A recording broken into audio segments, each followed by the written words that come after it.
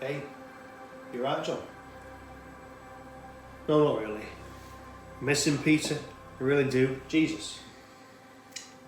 No one just Pilate. Yes, Jesus, who do you think? Me too. Me too.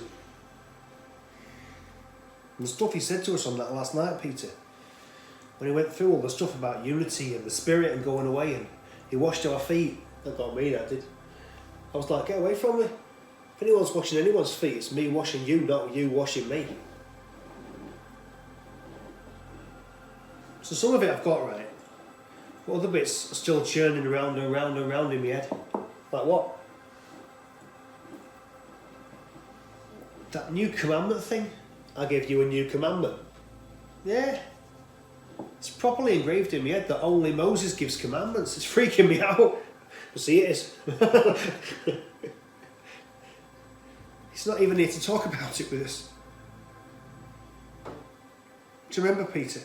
He'd teach us, and we'd be with crowds of thousands, and then we'd nobble him over supper somewhere, and we'd say, you know that parable about the field? What the heck were you talking about? I know, it eats away at you, doesn't it? Makes me lose my appetite. Do you want that tea? No, not really. Go to it then. A new commandment. A new commandment. There was stuff like that he said that only God were allowed to see. Like when he forgave people their sins, or when he took Moses' teachings and flipped it inside out. Times like that, you want him to be here. You want to be able to look at him, What do you think he meant by it? You're asking me. No, you're right. No, you're right. My mistake. Hey, watch it, young'un.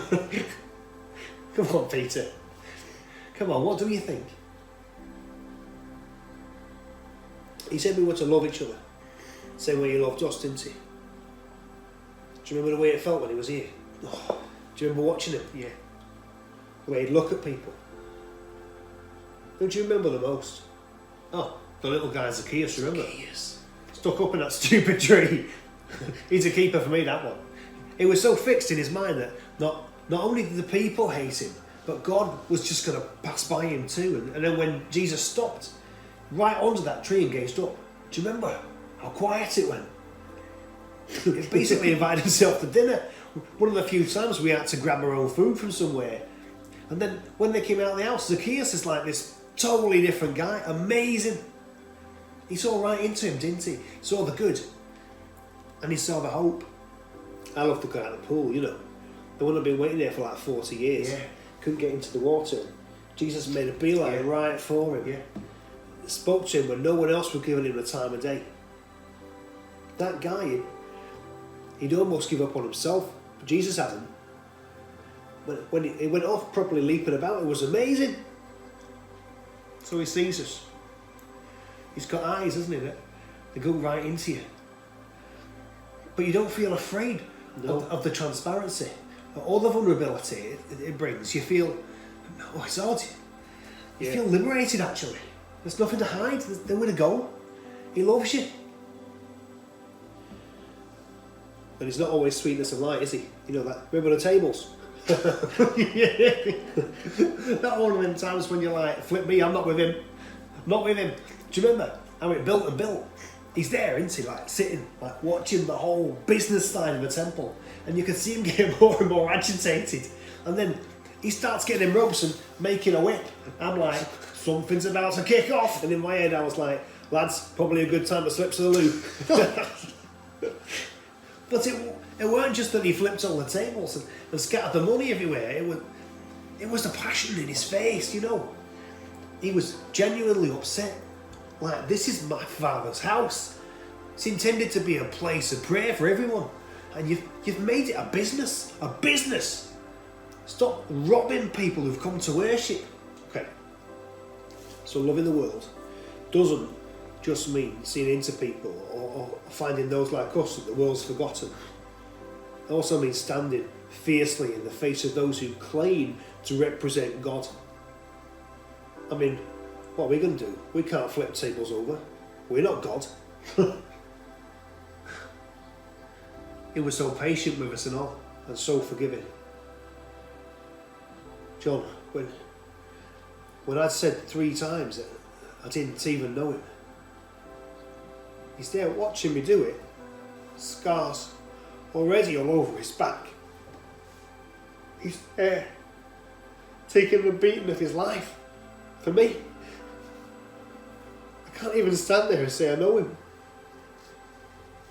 And after he's back with us, he comes and finds us and he makes us breakfast on the beach, and he tells me to shepherd his people. I miss him, John. I miss him. I mean, I feel him here. I know he's here. I really miss him. John, that tea doesn't affect my appetite, not like you. New commandment then, given because he is God, for us to love each other like he loved us. Sacrificial, forgiving, ready to seek out others, to see past the rubbish. Transformative, I think. Transformative, strong, passionate, holy, and real. Yeah, real. He loved us by coming for us. Coming to share this broken, dusty, war-filled world. He weren't all doom and gloom though, was he? He was the most joy-filled, laughter-making man I've ever met. Even when we'd had a tough one, you know, religious leaders laying into him and stuff, we'd get to bed and he'd still crack a joke, wouldn't he?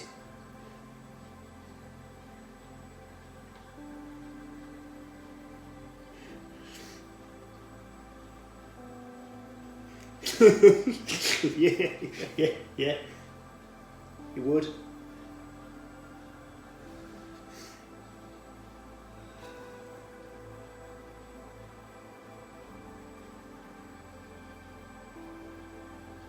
So there's something in there then about believing for more for people, having faith for the world, and cracking jokes.